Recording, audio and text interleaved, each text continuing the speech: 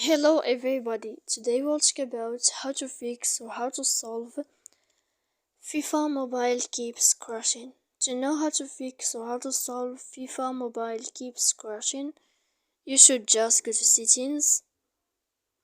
Here in this page you will enter to apps, default apps, app settings.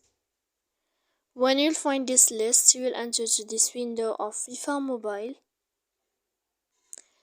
Then this list of app info, you will click on first stop and you will click OK. Here you will enter to storage. After that we click clear cache, and in the end you can turn off your Wi-Fi.